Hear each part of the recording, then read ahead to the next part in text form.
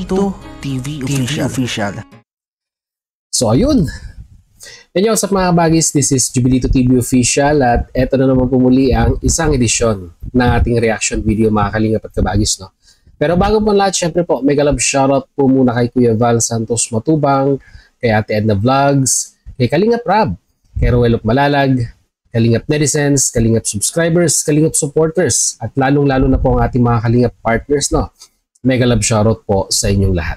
So ito na nga mga Kalingap at kabagis. No? For today's reaction video, kuhaan lang po natin ng reaksyon at muli po pagbibigay ng opinion dito po sa naging recent video upload ni Ruel of Malalag na kung saan ay muli niya pong binisita no, si Butchok, mga Kalingap at kabagis. No? Kung maalala po ninyo sa mga Kalangga Nation natin, nakagawa po tayo ng reaction video dito po sa Batang Musmus na ito, no? Na kung saan ay unintentionally mga Kalingap at kabagis na na-discover po no, nila Ruel of Malalag dahil at that time they are preparing no, para po mag-start na po ang kanilang paglingap, but unfortunately ito pong batang ito ay lumapit kay Kalingap Victor na nanghihingi no, ng barya, mga Kalingap at kabagis. No? So dito pumukaw ang pansin. Napukaw ang pansin ni Ruel of Malalag dito po sa batang ito at para bang nag-uudyok na tulungan niyo po kami. No? Mga Kalingap at kabagis.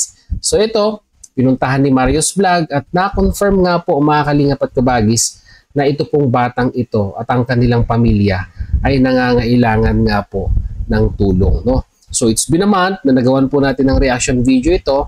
Well, dito nga po sa recent video upload ni Ruel of Malalag, no? Kasi naging viral mga Kalingap at kabagis. No? Although hindi naman talaga million views yung naging views dito sa channel ni Ruel of Malalag, pero ang maganda po dito ay inulan po ng blessings no?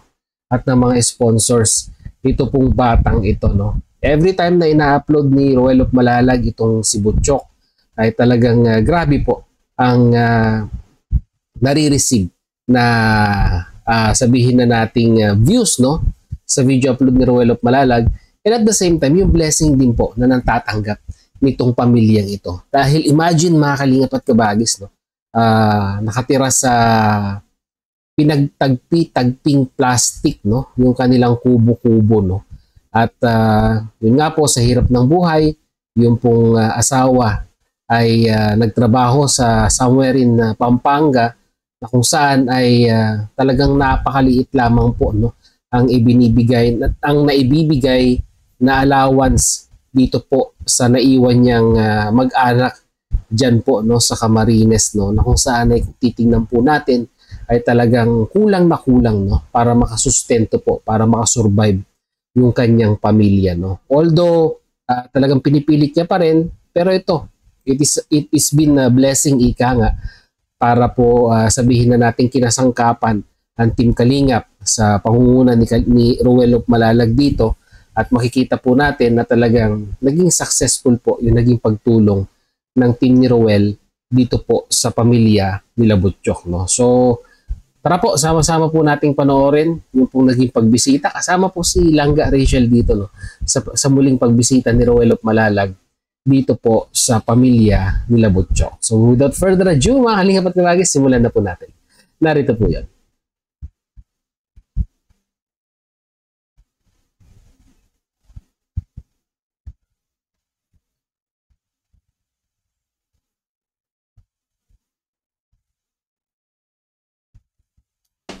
Ayun mga Kalingap, magandang araw po sa ating lahat, and kahit maulan po ang umaga natin mga Kalingap, tuloy pa rin po tayo sa ating mission. No? Ito po ay makatulong po mga Kalingap. Andito tayo ngayon sa kina Butchokoy, kasama natin si Langga. Ayan, Kuya Regan and Kuya Victor. Ay, bait. Bait naman. Si Jefferson. O yan, dito si ano. Grabe, ang babait na mga bata. Saan si Butchokoy? Saan si Butchokoy? Asan? Ay, ito! Huy! Ito ba yan? Opo! Chok! Hindi man yan si Butchokoy. Bisan, oo, mahihain. Hindi naman yan si Butchok. Hindi yan si Butchok. Oo, yung naghihingi ng 10. Si Butchokoy kasi napaka-kwan nito napaka-interactive no sa mga taong kanyang nakakahalubilo no. Pero yun sa ganung musmus na edad ay natutuwa kung sino man yung kanyang makausap no. Dahil nga po napaka-bibo nitong batang itong si Butchokoy. Gising pala. Gising pala? Pasuotin mo na ano. Ay si ate ano. Hello po. Dito muna ako yan sa gilid. Ate Ana, kamusta? Okay naman po. Laging okay, sis. Gusto kayo? Kamusta dito nung ano, bagyo man? Bagyo naman, kaso lang, yan lang. Just imagine no, mga kalingap, mga kalangga nation natin. Yung bagyong humagupit, napakaswerte pa rin po nila dahil nakasurvive no, yung kubo-kubo nila. Pero siguro po nung kasagsagan ng bagyo ay talagang napaka-tense ng moment nila dito po sa kubo-kubo dahil nga po talagang you cannot hardly imagine kung paano po ang kanilang sitwasyon pag umuulan no. Na talagang kung tutusin mga kalingap at kabagis ay dapat mas maayos no, mas maayos na bahay. Pero unfortunately sa hirap po ng buhay ay ganito po yung nangyari no sa kanila. So pagpatuloy po natin. So, kamusta naman dito ate na kagabi? Malakas mo ulan? Malakas ang ulan dito kagabi. Pasalamat nga ako ayan. May trapal na. Hindi na ano. Yan ako mga kalingap. Dito tayo. Mabuti no, mga basura. Mga basura talaga. No? So ngayon wala kayong pasok? Hmm? May bagyo. Nasaan si Butchokoy? Kaya po binisita natin. Saan yung shorts niya no? Butchok. So ayan. Bibisita. Bakit kasi Butchokoy wala kang sa lawal palagi? Ayan. Si Mami oh. Si Mami. Mami Michelle. Eh, bilis na. Kumusta? Hi, Butchok. Kumusta ka? Short muna, mag-short ka muna. Bakit nagpayat ang Butchok? Mami Michelle, lotion yan? Ha? Kumusta kayo kagabi? Kumusta kayo? Malakas bang ulan dito? Natutulungan ako sa ulo. Saan banda? Nagtutulog pa dito ate sa loob? Hindi naman. Hindi naman daw. May trapal na oh. Nalagyan na ng trapal. Ay, kala ko. Buti hindi nagbagsak tong bahay nyo, no? Natatakot kayo kagabi? Yes. Ay, grabe! Upo na siya, upo na siya. Opo. Ayun. Ayos tayo. Kumusta? Kumusta ka? Nagising pa lang. Ha?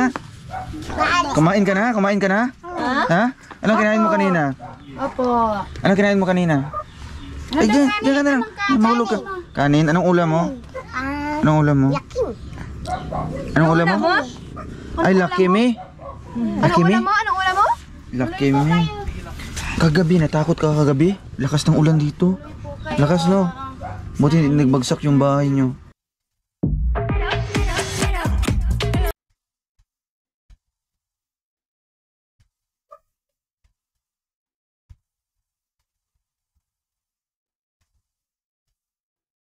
Alis tayo?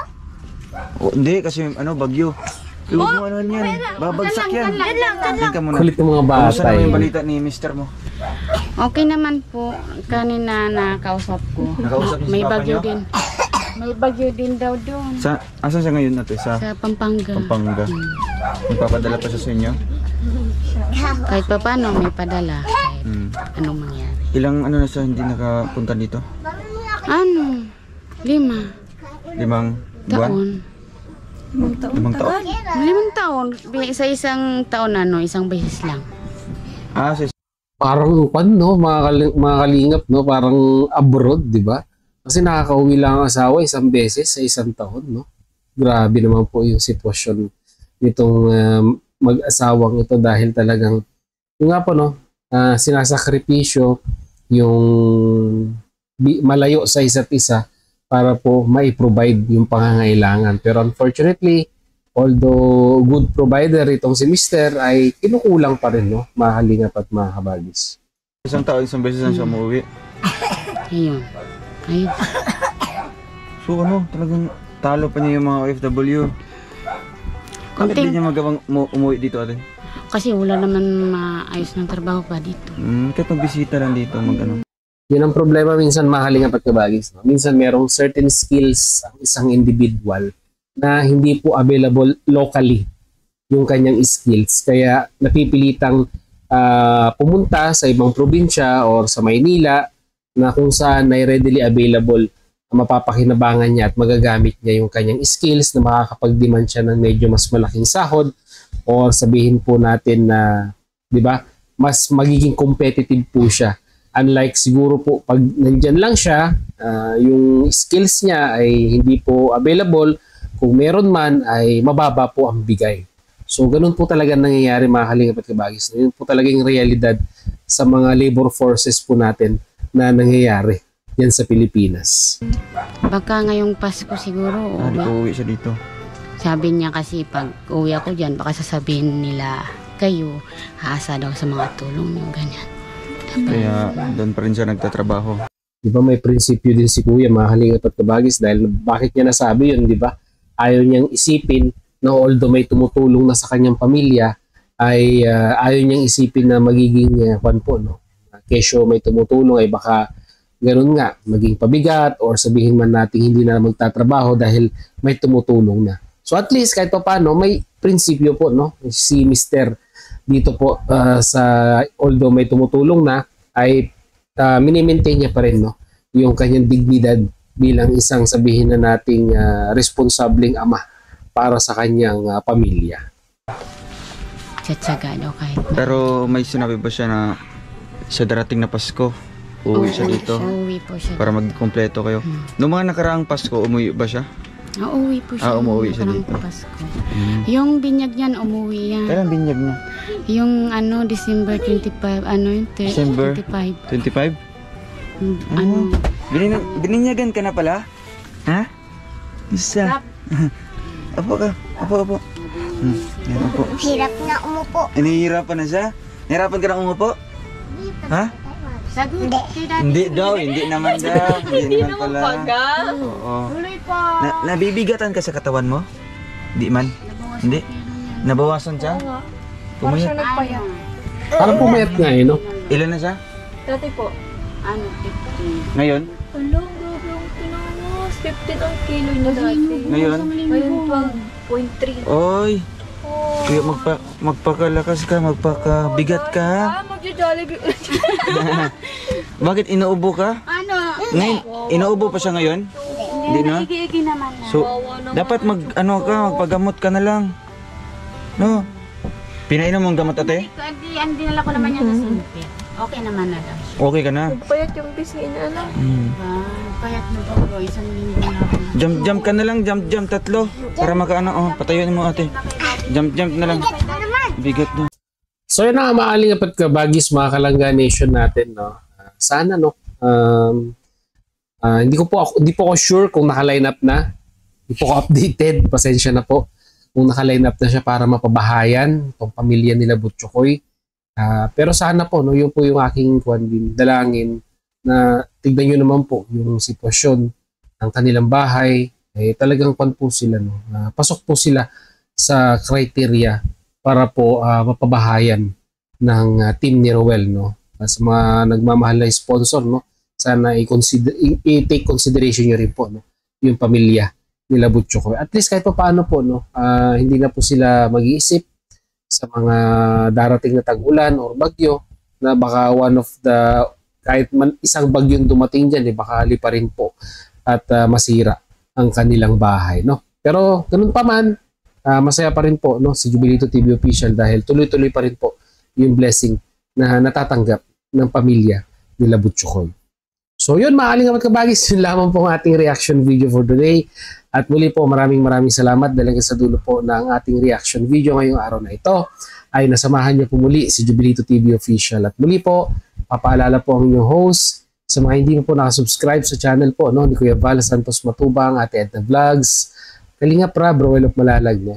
Sama na po natin Rachel Morales Vlogs, no? Suportahan po natin ang kanilang mga YouTube channel.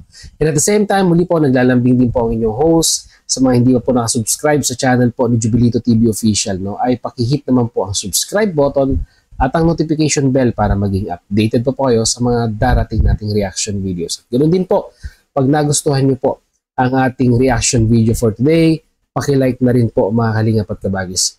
Like lang po, masaya na po si Jubilito TV Official. So yun, hanggang dito na lang. Once again, this is Jubilito TV Official. Proud member po ng Team Coos at ng Karepa Year 2024. As I always say mga kalingap and kabagis, peace, God first. God bless po. Bye!